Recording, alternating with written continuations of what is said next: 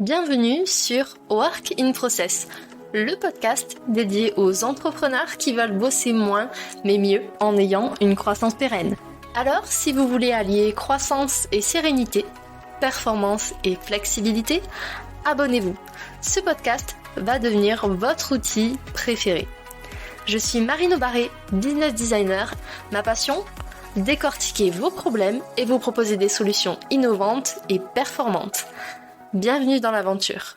Bonjour à tous et bienvenue dans un nouvel épisode de Work in Process. Aujourd'hui, j'accueille un invité en or. C'est Hugo Benz, c'est un heureux papa, un heureux mari et surtout c'est un serial entrepreneur. Sa particularité, avoir monté une dizaine de projets ces 12 dernières années, dont 6 qui ont atteint le million de chiffre d'affaires dès la première année. Sur les 12 dernières années, il a essentiellement bossé sur des projets B2B à destination des professionnels dans le monde du textile personnalisé. La plus connue, et je suis sûre que vous la connaissez, elle s'appelle Kimono.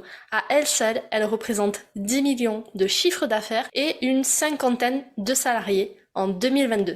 Aujourd'hui, il est en train de monter un startup studio, on ne l'arrête plus. Ce startup studio, ça s'appelle La Chapelle et sa mission, c'est de cofonder des sociétés avec des CEO et des équipes fondatrices pour leur donner opérationnellement toutes les clés et les moyens pour aller très vite dès la première année. Salut Hugo, comment vas-tu ? Salut, ça va et toi? Bah écoute, ça va, je suis hyper contente de te recevoir sur le podcast et en plus tu es ma case du 23 décembre, donc t'avoir avant Noël, c'est un merveilleux cadeau. Écoute, avec grand plaisir. On est mordus tous les deux d'organisation, de process, d'optimisation et aujourd'hui j'avais envie, juste avant les fêtes, qu'on donne aux auditeurs, aux auditrices un beau cadeau aussi, qui est le sujet de cet épisode, ça va être mettre en place des habitudes à son service. Et avant de rentrer dans le vif du sujet, est-ce que tu veux nous partager ton meilleur souvenir de Noël ? Mon meilleur souvenir de Noël, c'est une très bonne question.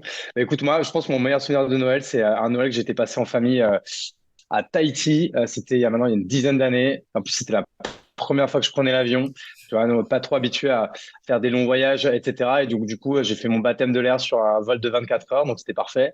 Avec en plus 3-4 heures cloué au sol à cause de la neige, donc nickel. Mais voilà, je dirais que c'était ça mon meilleur souvenir. Génial, j'adore. Et t'as pas eu peur dans l'avion ? Parce que moi, la première fois, Non, je flippais pas mal. non, franchement, j'ai du bol pour ça. J'ai pas du tout peur. Ça me fait ni chaud ni froid. Ok, ça marche. Du coup, merci pour nous avoir partagé ce souvenir. Et donc, on va rentrer maintenant dans le vif du sujet. Comment est-ce qu'on met en place des habitudes à son service ? Du coup, pour les personnes qui n'ont pas la chance de te connaître, est-ce que toi, déjà, tu peux nous raconter quel est ton rapport à l'organisation ? Ben ouais, avec grand plaisir. C'est que moi, l'organisation et moi, c'est une longue histoire. Parce que moi, enfin, j'ai démarré dans l'entrepreneuriat, du coup, vraiment par hasard. Et donc, en fait, j'ai tout fait, en fait, à l'instinct, en découvrant. Et puis, en fait, fait passer le pas. Je pense que c'est vraiment à partir de 2018, où du coup, la première boîte que j'ai créée, qui s'appelait La Piscine, que j'ai créée avant Kimono, commençait à devenir assez grosse. On était déjà, je pense, en 2018, on était déjà à plus de 3 millions d'euros de chiffre d'affaires, un peu plus de 30 salariés, etc. Et tout ça, je l'ai fait juste, on va dire, à la sueur de mon front, mais sans organisation. Donc, c'est juste en travaillant énormément comme un dératé, en étant un gros forceur sur tout, etc. Mais du coup, sans organisation vraiment intellectuellement pensée. Et je pense pas que je sais même pas en 2018 où je me suis dit, allez, c'est bon, je vais devenir un expert de l'organisation. C'est juste que j'ai mis en fait une première brique. J'ai acheté un bouquin qui est très connu maintenant, qui s'appelle La 25e heure et qui venait juste de sortir à l'époque. Qui est grosso modo, le pitch, il est simple. C'est les trois auteurs. Ils ont été voir, je sais plus si c'est 50 ou 100 top entrepreneurs du moment. Tu vois, même la Ouais. préface, elle est écrite par Jean de la Roche-Brochard, qui est un peu une pointure aussi sur la partie organisation, etc. Et qui n'avait pas écrit Human Machine encore à l'époque. Et en fait, ils leur ont demandé en fait leur hack pour mieux s'organiser, pour arrêter de perdre du temps, etc. Et j'ai adoré ce bouquin parce c'est hyper vulgarisé, c'est hyper actionnable très facilement. Donc, je l'ai lu une première fois d'une traite. Et Ok. je l'ai relu une deuxième fois là en prenant quelques annotations, en fait en picorant ce qui m'intéressait et en commençant à mettre des choses en place doucement mais sûrement. Et en fait, je me suis amélioré, mais vraiment, mais très, très lentement, etc. 1% de mieux par-ci, 1% de mieux par-là, etc. Et du coup, ça a été un peu la première pierre à ça. Et le deuxième élément qui a été vraiment déclencheur, c'est en 2019. Du coup, bah, cette fameuse boîte là, qui s'appelle La Piscine, je l'ai liquidée. C'est-à-dire, je suis parti au tapis, liquidation judiciaire, licenciement économique, enfin, vraiment toutes les joies qui vont avec. Ouais. Alors, j'ai eu de la chance, c'est qu'au même capsule, avec l'un de mes meilleurs potes de promo qui s'appelle Seb. Et Seb, là, pour le coup, lui, c'est un énervé des routines, des habitudes, de l'organisation, de la productivité, de tout ça. Et en fait, ça a été le cheminement intellectuel, il avait commencé dans ma tête, mais on va dire très opérationnellement parlant, lui, ça a été la grosse brutasse qui m'a forcé, on va dire, à m'y mettre. Tu vois, à mettre des routines managériales, des routines entre associés, à, encore une fois, à utiliser des outils, mais tu sais, ne serait-ce qu'un drive, d'utiliser des outils comme Trello, puis après est venu Notion, etc. Et en fait, au début, j'ai eu vachement de mal, j'étais vachement réfractaire, hein, tu sais, comme tout le monde, réfractaire au changement, à changer ton petit confort, etc. Ouais. Et en fait, j'ai commencé à aimer ça parce que j'ai vu que je vais arriver à travailler moins ou à travailler autant, mais c'était plus 1% mieux par-ci, 1% mieux par-là, c'était 5% mieux, 10% mieux, 50% mieux, deux fois mieux, trois fois mieux. Et en fait, aujourd'hui, si je reprends en fait la manière dont je travaille aujourd'hui, la manière dont je travaillais il y a 3 ans, c'est difficile de mettre des chiffres, mais je pense que je suis 3, 4, 5 fois plus efficace qu'avant. Alors, comment on peut la traquer? Bah, en fait, c'est simple, c'est que avant, en fait, je travaillais du mieux possible. Mhm. Alors qu'en fait, aujourd'hui, bah, je pense qu'on va en parler après, mais aujourd'hui, je respecte des étapes. C'est-à-dire, vraiment, j'ai une vision que je transforme en objectif. Je planifie mon temps pour atteindre ces objectifs et je centralise mes infos et mes notes, enfin, et mes tâches à exécuter pour atteindre ces objectifs dans le temps qui est imparti dans mes agendas, etc. Et en fait, et c'est un peu cette méthode que j'itère maintenant depuis 2 ans et sur laquelle j'accélère vraiment de manière vénère depuis cette année, fait qu'aujourd'hui, je me sens vachement mieux dans mes pompes sur cette partie, quoi. Ouais, tu soulignes un point très très important, en fait t'en as dit plein, mais surtout que en fait l'organisation, elle est pas là pour aller contre vous en fait. À partir du moment où vous testez, vous trouvez quelque chose qui vous correspond, peu importe ce que c'est, vous allez avoir des résultats 1% au début, puis ça va se cumuler un petit peu comme en finance finalement. Ouais, mais exactement. En fait, il faut pas le faire de manière scolaire pour faire plaisir à un prof, un parent ou quoi. Et c'est avant tout, c'est pour toi. C'est pour ça que je dis toujours la phrase que je répète, c'est que encore une fois, même moi le premier, je donne plein de méthodes sur LinkedIn, en newsletter, dans mes mentorings, etc. Mais la chose que je leur dis, c'est si toi, tu as l'impression que ça va pas te correspondre, en fait, ne l'applique pas de manière bête et méchante pour me faire plaisir. En fait, prends-en 10%, 20%, 50% ou 100%, ou même fais encore mieux, améliore cette méthode, etc. Mais il n'y a pas une bonne méthode. La seule bonne méthode qui est la bonne, c'est la tienne, en fait. Et du coup, on parlait d'habitude à son service. Est-ce que pour toi, qu'est-ce que c'est concrètement une habitude qui est à son service? On parlait de suivre son rythme, mais est-ce que tu vois d'autres éléments, d'autres prérequis et surtout comment tu évalues quand tu testes une habitude, une nouvelle routine, si elle est à ton service ou pas? Bah, en fait, de toute façon, déjà, encore une fois, c'est pour ça que par rapport aux objectifs et par rapport à tout ça, moi, j'utilise la méthode des OKR, parce que la méthode des OKR, comme tu ne pointes que des objectifs qui sont mesurables et quantifiables, bah, du coup, ça te permet de traquer. Donc, en fait, quand tu mets des habitudes au service de tes objectifs, au service de tes OKR, et que tu vois que ça te permet et que ça te permet de les atteindre, bah, ça veut dire que ces nouvelles habitudes ou ces nouvelles routines ou ces nouvelles méthodes, ça veut dire qu'elles sont efficaces. Si elles le sont pas, tu les modifies, tu les améliores, tu les supprimes, tu les remplaces. C'est en fait c'est de l'amélioration continue, quoi. Moi, j'utilise aussi une expression pour ça, c'est qu'en fait toutes ces méthodes et tout ce système en fait qu'on met en place, moi, j'appelle ça mon second cerveau. En fait, encore une fois, en partant du principe qu'il y a des mecs, c'est des génies, mais que bah moi malheureusement j'en suis pas un. Donc pour essayer comme d'être une meilleure version de moi-même, bah, en fait je me crée ce système que j'appelle le second cerveau, mon second cerveau, et en fait qui me permet bah de paraître en tout cas 2 fois plus intelligent et d'être 2 fois plus efficace que si je le faisais tout seul, quoi. C'est clair, on est totalement aligné sur cette vision. Et du coup, le pouvoir des habitudes, pour toi, ça a été game changer dans la réussite de tous tes projets, que ce soit pro et perso, parce que on parle beaucoup du pro, mais le perso, c'est important aussi de pouvoir prendre soin de soi. Donc, comment ça a influencé finalement ta vie, ce pouvoir des habitudes? Bah, en fait le pouvoir des habitudes, en fait, c'est que ça te permet en fait de réaliser des actions sans que ça t'angoisse et sans que tu y penses. L'exemple que je peux donner, c'est par exemple tout le monde en fait, me semble vouloir en fait a une routine matinale. Le matin, il y a ton réveil qui sonne, tu l'éteins, tu enlèves ta couette, tu te lèves, tu vas pisser, tu vas préparer ton petit-déj, tu fais un café, tu te fais une tartine, tu fais ce que tu veux. Après, tu vas t'habiller, enfin, tu vas te laver, tu vas t'habiller. Enfin, mais même là-dedans, il y a plein de trucs. C'est que tu prends du gel douche, tu prends du shampoing, tu prends du dentifrice, tu prends du déo. Enfin, le matin, sans s'en rendre compte, en fait, on réalise, franchement, au moins 200 micro-tâches. Mais du coup, on les fait de manière hyper efficace et hyper productive parce qu'en fait, elles sont ancrées dans nos habitudes. Et donc, du coup, en fait, on a pu y penser. Et moi, j'ai fait pareil, en fait, pour la partie taf, même si, encore une fois, c'est un petit peu différent. Mais en fait, aujourd'hui, je démarre une journée sans avoir en fait à me poser comme question, qu'est-ce qu'il faudra que je fasse qui soit le plus efficace, ou en fait, en arrivant tout de suite et en subissant mes mails ou mes machins, etc. En fait, j'arrive et je me dis, en fait, moi, le mardi, je sais que je fais ça. Parce qu'en fait, moi, mon agenda, la base de mon agenda, c'est la même toutes les semaines, c'est que des blocs qui sont en fit hebdo. Et donc, du coup, moi, en fait, j'enchaîne avec ça. Je sais que je fais ci, je fais ça, etc. Et en fait, donc, voilà, que ce soit les habitudes perso ou pro, t'as même pas besoin, en fait, de réfléchir. Tu te laisses guider par ton agenda, mais en fait, qu'après, t'as presque plus besoin de regarder parce qu'en fait, le poids des habitudes est devenu hyper fort, quoi. En Et on dit fait, qu'une habitude, elle prend 3 mois à être mise en place. Donc, c'est pour ça qu'il faut être hyper patient, pas mettre des objectifs trop hauts tout de suite, et plutôt, en fait, choisir la durée et choisir des objectifs au début plus petits et les faire évoluer au fur et à mesure. Bah, le meilleur exemple pour ça, demain, si tu veux faire un marathon, bah, pas t'acheter des baskets et courir 40 bornes, hein. Si t'as pas l'habitude de courir, va en courir 5. La semaine d'après, t'essayes 6, et puis après 7. Puis un jour, tu te feras un semi-marathon, fais-le. Puis après, tu t'entraîneras pour aller faire un marathon, mais laisse le temps. Si tu veux faire 40 bornes tout de suite, tu vas te dégoûter, tu vas être claqué au bout de 6-7 bornes et tu vas te dire, putain, je suis qu'une merde, j'y arriverai jamais. Et tu vas arrêter, quoi. en fait, créer des habitudes, on le fait déjà, comme tu dis, le matin ou même le soir quand on va se coucher. Les habitudes, ça permet de fonctionner en mode automatique, donc ça décharge le cerveau de tout ce qui fait déjà énormément au quotidien.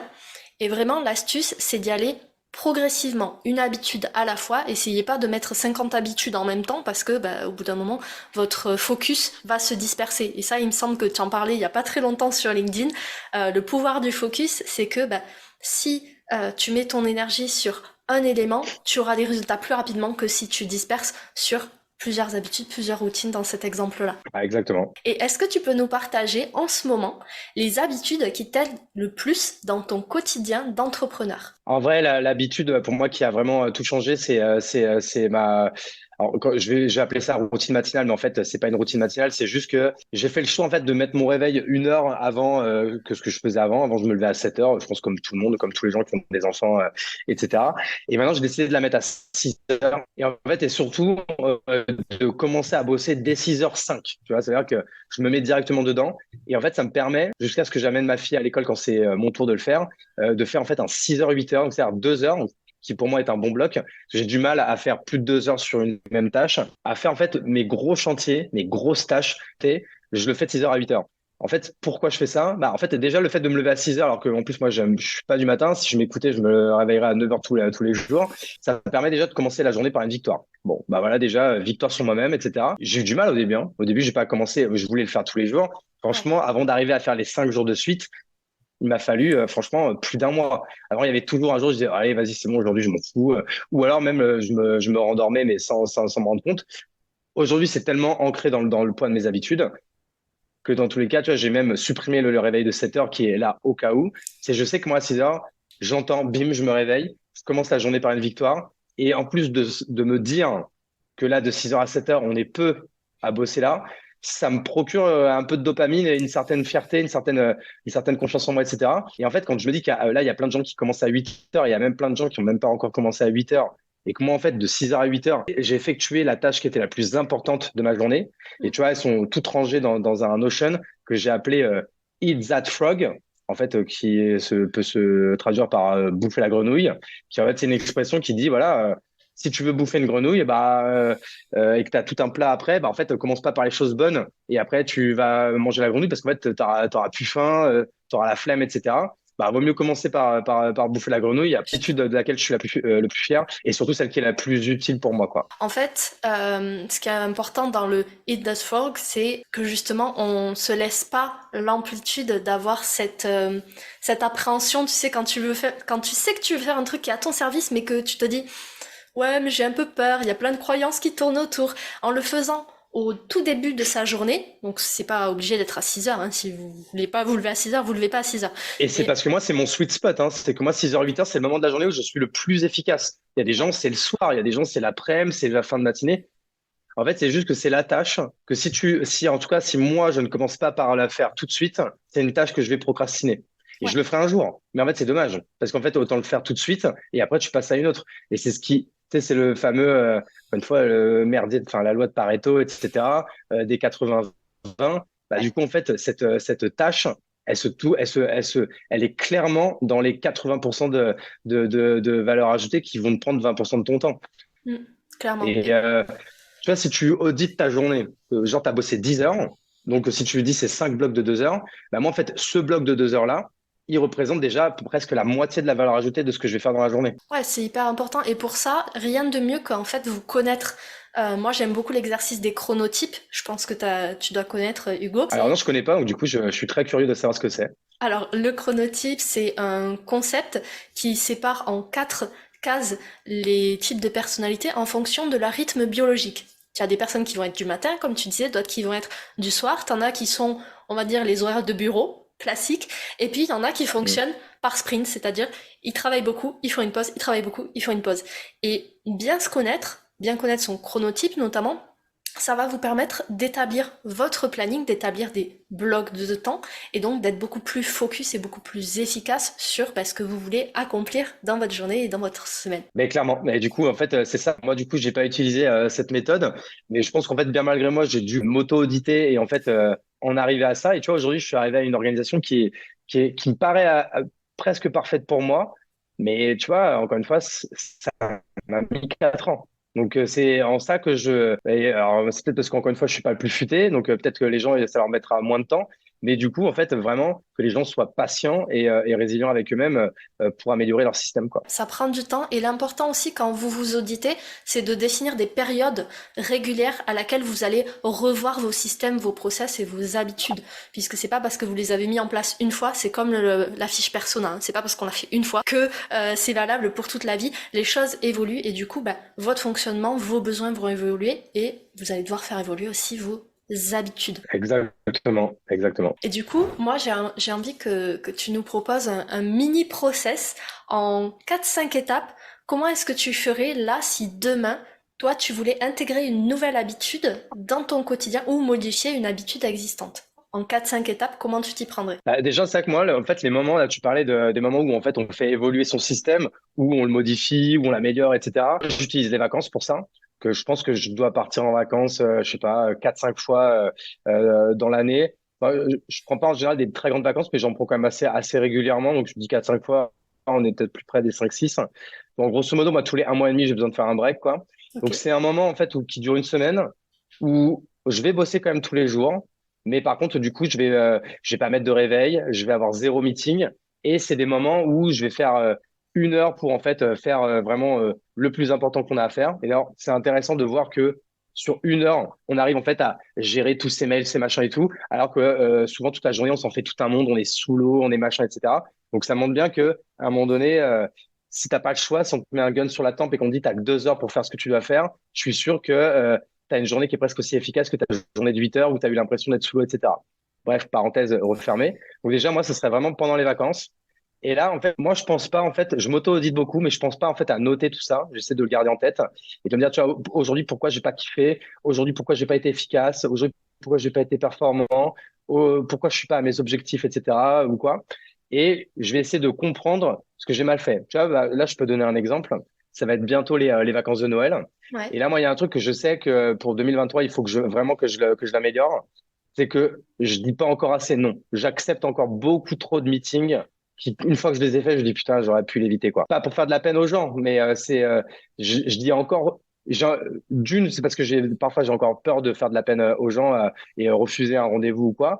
Et parfois aussi, c'est parce que j'ai un peu le FOMO en me disant, allez, pourquoi pas? Ça se trouve, ce mec-là, c'est une perle, il faut absolument que je lui parle, etc. Et tu vois, ça, c'est des trucs, si tu mets bout à bout, ça doit me prendre, allez, peut-être 4 heures dans la semaine. Donc, en fait, vas dire, bah, 4 heures, ça va, c'est pas non plus la mort.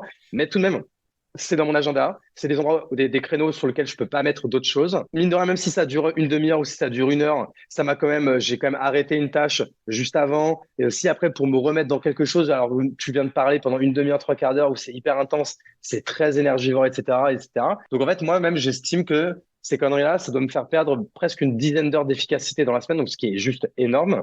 Et tu vois, par exemple, ça, c'est à Noël, là, j'ai prévu de me remettre en fait une espèce de framework ou de règles, tu vois, de dire, OK, pour accepter un rendez-vous, je sais pas, faut que la personne, elle coche ces trois cases-là, tu vois. Aujourd'hui, que je fais pas du tout. Aujourd'hui, je prends mes décisions en 2 secondes parce que je gère mes mails comme ça, comme un robot, mes messages LinkedIn comme un robot, mes messages Instagram comme un robot, etc. Et en fait, à un moment donné, je prends ma décision en 2 secondes. Oui, non. Je lui dis oui, je lui dis non. Et je pense que je dis encore une fois trop oui. Et ça, tu vois, c'est une des habitudes qu'il faut que je perde. Et il faut que tu vois, il faut pas que je reboot le système. Il faut que je l'améliore à ce niveau-là, que je lui donne des nouvelles informations pour prendre de meilleures décisions, quoi. Donc en fait, le processus, c'est on commence par un audit. Tu as fait un constat que ce fonctionnement-là, sur cette habitude-là, ne te convenait Ouais. plus par rapport à tes objectifs, tes stratégies, ce que tu as envie pour ta vie pro. Du coup, ça c'est la première étape. La deuxième étape, c'est se dire qu'est-ce que je fais? Est-ce que je kick ce fonctionnement, c'est-à-dire est-ce que je ne prends plus aucun rendez-vous ou est-ce qu'au contraire c'est une amélioration? Et si jamais, bon, si c'est un kick, vous le supprimez tout simplement. Si c'est une Là, c'est amélioration, facile. Ouais. si c'est une amélioration, en fait, il faut se demander qu'est-ce qui est à améliorer. Et là, toi, tu l'as très très bien souligné, c'est-à-dire que tu peux améliorer, par exemple, tes disponibilités au niveau de ton agenda, mais tu peux aussi te créer une sorte de filtre à l'entrée qui dit, ben voilà, je vais accepter ces interviews, ces rendez-vous, si la personne, elle coche mes prérequis. Et si elle coche pas mes prérequis, ben dans ce cas, pourquoi pas, j'ai un template de réponse pour gagner du temps, encore une fois, où je lui dis, ben voilà, là, en ce moment, j'ai pas le temps, on revient dans 6 mois, par exemple. Ouais, c'est ça en fait, hein. Tu vois, par exemple, là-dessus, je le fais évoluer en permanence, mais tu vois, j'ai des mails types, pareil, que tu vois, des fois, par exemple, les gens se rendent pas compte, mais par exemple, sur un mois, il y a eu un type de mail ou un type de message, vous vous en rendez pas compte, mais vous le réécrivez, je sais pas, 10, 15, 20, 30 fois, etc. Même au bout de la trois ou quatrième fois, il faut que ça fasse tilt. Prenez une note, vous le faites un copier-coller, hello XXX, nanana, nanana, nanana. Et puis en fait, dès que vous êtes confronté à ce type de réponse à faire, bim, moi j'ai mes notes qui sont toujours sur mon deuxième écran, etc. Et j'y vais, copier-coller, elles sont classées par thème, etc. Et puis pareil, ça c'est plein de petits trucs comme ça, tu vois. Ça c'est des trucs que j'ai mis en place peut-être il y a à peine 6 mois. C'est-à-dire que j'ai passé plus de 10 ans à écrire les mêmes conneries, à les réécrire, etc., à prendre du temps, etc.